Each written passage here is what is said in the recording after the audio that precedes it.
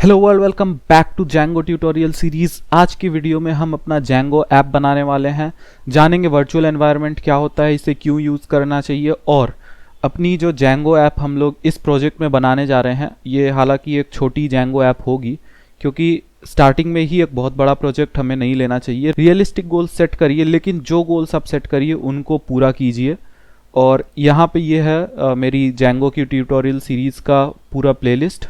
यहाँ पे आप जाइए, पूरी प्लेलिस्ट के वीडियोस आप देख लीजिए, आपको पूरा समझ में आ जाएगा। अभी सिर्फ एक ही वीडियो है लेकिन मैं रिकॉर्ड कर रहा हूँ, तो जब तक आप देख रहे होंगे तब तक और वीडियोस आ गई होंगी। तो आगे बढ़ते हैं हम लोग। आप एक फोल्डर खोल लीजिए जहाँ पे आपको अपनी वेबसाइट बनानी है। जैसे कि मैंने यहाँ पे खोल लिया है और मैं एक टेम्परेचर कन्वर्ट करने वाली ऐप बनाने जा रहा हूँ। तो मैंने इस फोल्डर का नाम रख दिया टेम्परेचर ऐप। ठीक है, इसको राइट क्लिक करके आप ओपन विथ कोड कर लीजिए। ठीक है, आपने VS कोड ज़रूर इंस्टॉल कर लिया होगा, अगर नहीं किया है तो कर लीजिए। पाइथन भी इंस्टॉल कर लीजिएगा साथ में। ओके, सो हमारा VS कोड यहाँ पे खुल गया है। इस वेलकम पेज को क्लोज करते हैं, नया टर्मिनल एक बना लेते हैं यहाँ पे। ठीक है, तो मेरा यहाँ पे टर्मिनल पूरा खुल चुका है। तो सबसे पहले हमको एक वर्चुअल एनवायरनमेंट बनाना होगा। अब आप यहाँ पे पूछेंगे कि वर्चुअल एनवायरनमेंट होता क्या है। तो वर्चुअल एनवायरनमेंट एक आइसोलेटेड पाइथन एनवायरनमेंट है जहाँ पे आप सारी डिपेंडेंसीज अपनी इंस्टॉल करेंगे। जैसे कि हम लोग Django करने वाले हैं, तो जो भी आपके मॉड्यूल्स हो गए, पैकेजेस हो गए, सब आप इंस्टॉल करेंगे यहाँ पे।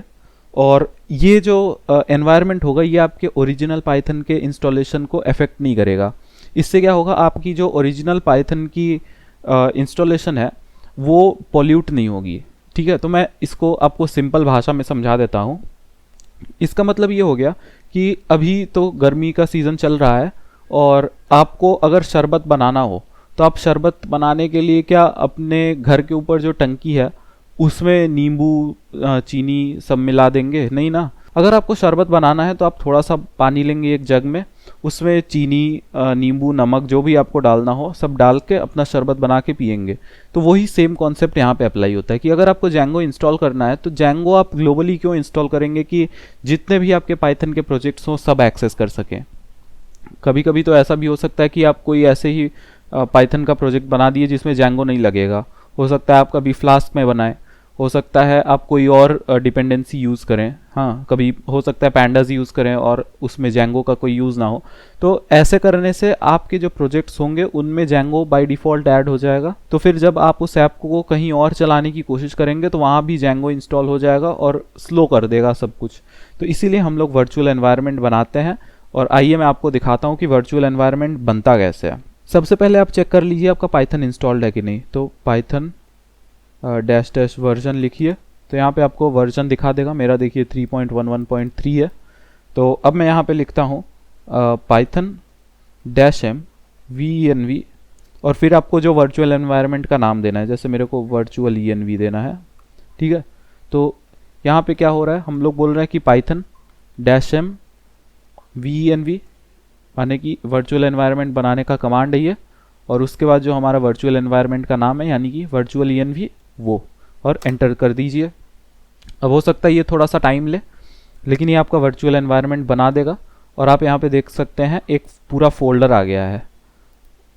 इस फोल्डर के अंदर हमारे सारे वो स्क्रिप्ट्स रहेंगे जो कि हमको चलाना होगा। अभी हो सकता है, देखिए स्क्रिप्ट्स में और भी आ गए, एक्टिवेट आ गया, ये वाला हमको चलाना है और ये डीएक्टिवेट वाला चलाना है। तो अब देखिए, अगर आपको ये जो वर्चुअल एनवायरनमेंट है इसको एक्टिवेट करना है तो आप क्या करेंगे, यानी कि जो भी अब आप करने जा रहे हैं वो आपको वर्चुअल एनवायरनमेंट के अंदर करना है। ठीक है, तो उसको एक्टिवेट करना बोलते हैं। तो आप सबसे पहले कर दीजिए VI लिखिए, वर्चुअल env नाम है हमारे वर्चुअल एनवायरनमेंट का। तो VI लगा के टैब लिखिए, वर्चुअल env/scripts/activate। ठीक है, टैब लिखने से टैब प्रेस करने से ऑटो कंप्लीट हो जाता है। एंटर करिए और अब आप यहाँ पे देखेंगे वर्चुअल env लिखा हुआ आ रहा है, यानी कि हमारा ये जो वर्चुअल env है ये वाली वर्चुअल एनवायरनमेंट हमारी एक्टिव है यहाँ पे। अब इसके बाद हमको Django इंस्टॉल करना है। एकदम सिंपल सा काम है, लिखिए पिप इंस्टॉल Django। ठीक है, एंटर दबा दीजिए और यहाँ पे इंस्टॉल होना चालू हो जाएगा। और अगर आपको वर्चुअल एनवायरनमेंट बनाने में कोई प्रॉब्लम हो रही है तो आप वर्चुअल एनवायरनमेंट वाला जो स्टेप है उसको स्किप भी कर सकते हैं। कोई कंपल्शन नहीं है आपको कि वर्चुअल एनवायरनमेंट बनाना ही है, लेकिन ये एक अच्छी प्रैक्टिस है अगर आप बनाते हैं तो। ठीक है, तो अब हमारे यहाँ पे Django इंस्टॉल हो चुका है।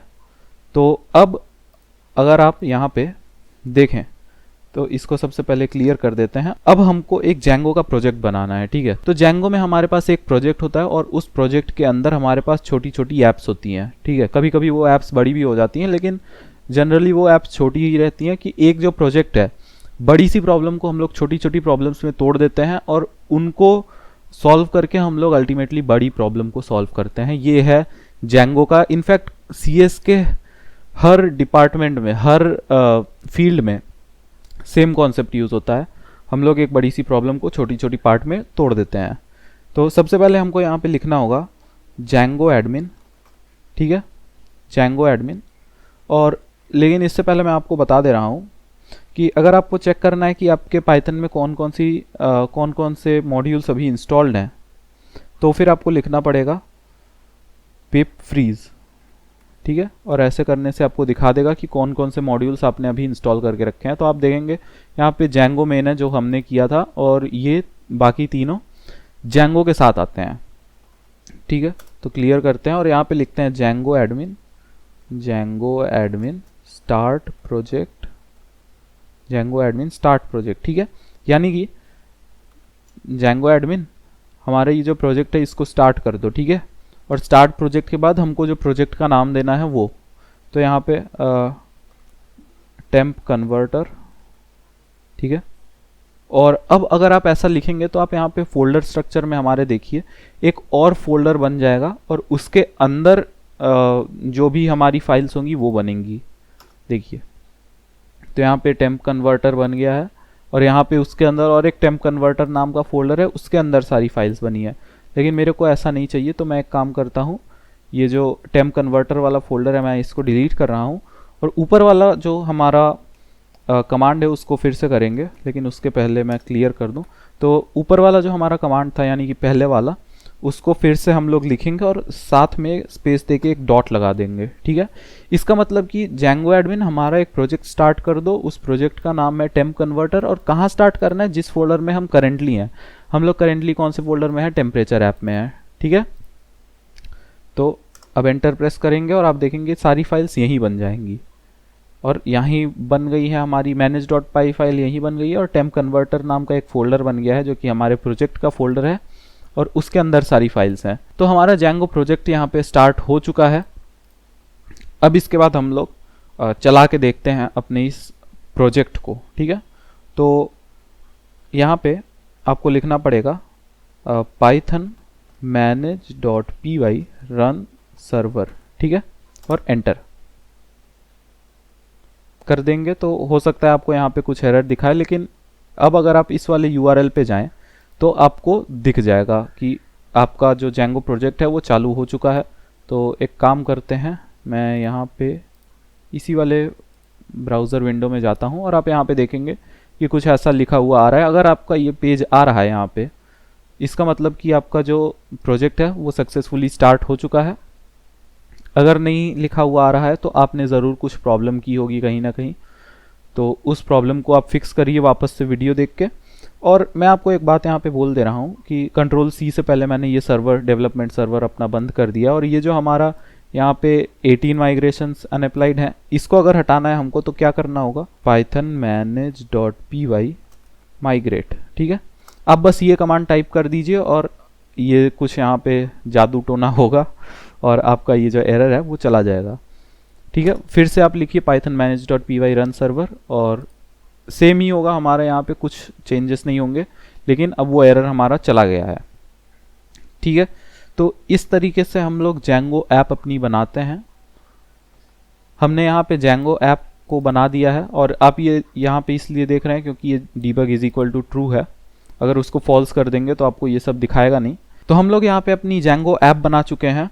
नेक्स्ट वीडियो में मैं आपको बताऊंगा कि अब हम लोग को आगे क्या करना होगा जेंगो में, जेंगो कैसे काम करता है, क्या इसका आर्किटेक्चर है, ठीक है, क्लाइंट सर्वर आर्किटेक्चर कैसे काम करता है, वगैरह वगैरह मैं आपको बताऊंगा। वो सब अगले वीडियो में हम कवर करेंगे, और उसके बाद हम लोग डायरेक्ट आएंगे अपनी ऐप बनाने पे, ठीक है। क्योंकि ये जो ऐप है ना, ये एक बार हम लोग बनाने लगेंगे तो फिर आपको समझ में आएगा कि एक्चुअली कोड कैसे लिखा जाता है, ये कोड कैसे काम करता है, और अल्टीमेटली यूज़र को कैसे अच्छा यूज़र एक्सपीरियंस दिया जाए। ठीक है, तो ये सब करेंगे हम लोग आने वाली कुछ वीडियोस में।